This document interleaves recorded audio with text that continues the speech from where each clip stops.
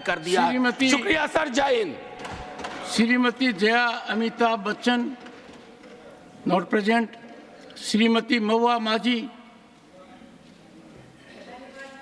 5 minutes. प्रधानमंत्री आवास योजना जिसके आने पर गरीबों के चेहरे पर हंसी आई थी, लेकिन हमारे राज्य में मान्यवर 8 लाख प्रधानमंत्री आवास के लिए की कमी पड़ गई और बार बार गुहार लगाने पर भी वो नहीं पहुंची। बाध्य होकर राज्य सरकार ने अबुआ आवास योजना लाई है और वो कह रहे हैं कि हम उससे भी बड़ा और 3 कमरों वाला बनाएंगे, क्योंकि प्रधानमंत्री आवासों की जो पुराने आवास है उनकी स्थिति इतनी जर्जर भी हो गई है कि वहाँ के लोग अब उसमें रहने से भी डर रहे हैं। कहीं उसके बरामदे टूट के गिर रहे हैं, कहीं कमरे के छत गीले हो गए हैं, टपक रहे हैं। तो इस पर भी ध्यान दिया जाए कि एक बार बना देने के बाद उसकी मॉनिटरिंग उसकी प्रॉपर हो, ये यहाँ से ही उसकी मॉनिटरिंग हो, ना कि स्टेट के जिम्मे छोड़ा जाए। मैं जाकर देखी थी भी हाल के दिनों में, वहाँ जो टॉयलेट्स हैं उनकी हालत भी बहुत ख़राब है, सीवर ड्रेनेज की हालत भी ख़राब है, जो चेंबर है उसमें गंदगी उभर कर आ रही है, जहाँ उनके चलने के रास्तों से वहाँ से लोग गुजर नहीं पा रहे हैं। पूजा करने जाते हैं तो महिलाएं कहती हैं कि हम इसके ऊपर से चल के कैसे पूजा करने जाए। वहाँ पानी की बहुत कमी है, पानी के लिए वो लोग तरस रहे हैं, जल निकासी की व्यवस्था नहीं है।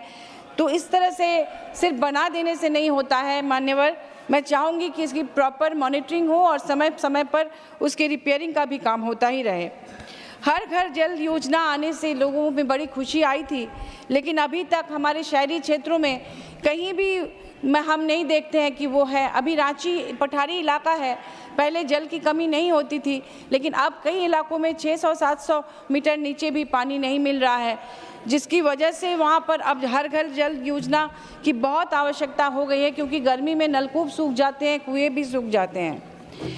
मान्यवर, हमारे यहाँ स्मार्ट सिटी भी आरंभ हुआ था HEC की ज़मीन लेकर, लेकिन अभी तक वो अधूरा ही है। लोगों को बड़ी उम्मीदें हैं कि रांची में भी इस तरह की कोई सिटी हो और बहुत लोग इस उम्मीद में हैं कि जल्द से जल्द वो पूरा हो सके।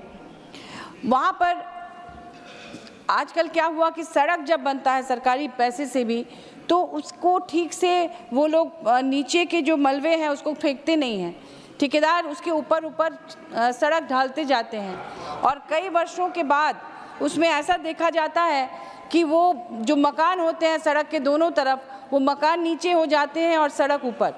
इससे क्या होता है कि नालियों का पानी और गंदा पानी और बारिश का पानी सब लोगों के घरों के अंदर घुस जाता है। इसके लिए एक बहुत ज़रूरी है कि इसको फिर से कोई बड़ा कोई योजना लाकर इसे ठीक किया जाए, क्योंकि जो मकान नीचे हो गए हैं और सड़क ऊपर, कहीं तो 5-6 फीट ऊंचे सड़क हो गए हैं, तो उनको या तो वो घर छोड़ के जाना पड़ेगा, या उसके लिए मैं कहूँगी कि सरकार को कोई ऐसी योजना लानी है कि पहले लोग ध्यान नहीं देते थे और जहाँ तहाँ घर बना लेते थे। अब जो नालियाँ भी गुजरती हैं, कहीं उसके ऊपर दुकान बन गए हैं, किसी ने उसके ऊपर अपना एक कुछ ढाल लिया है, तो एक कोई फुल प्रूफ प्लान लाकर उसको अच्छे से, क्योंकि रांची शहर राजधानी है, हम अपने शहर की भी अगर बात करें तो वहाँ वो पठारी इलाका है, पहले पानी नीचे उतर जाता था, वहाँ पर अब मैदानी इलाकों की तरह बारिश में इतना पानी इकट्ठा हो जाता है कि लोग बाहर नहीं निकल पाते। तो इसके लिए मुझे लगता है केंद्र को कोई आधुनिक तकनीक के माध्यम से नई योजना लानी चाहिए और इस तरह से जहाँ जहाँ प्रॉब्लम क्रिएट हुआ है उसे ठीक करना चाहिए, क्योंकि गंदे नाली के पानी भी घर में घुस जाते हैं और जनता परेशान हो जाती है। मान्यवर, मैं पार्लियामेंट बिल्डिंग के बारे में ये कहना चाहूँगी कि पुरानी बिल्डिंग में जो सेंट्रल हॉल था उसमें हम सभी लोग, लोकसभा राज्यसभा के तमाम लोग साथ में बैठते थे। Is that part of the debate? Focus on the subject. Okay sir, Focus on use the time gainfully for यहाँ पर public. होता। Okay sir, thank you. The Honorable Minister of Housing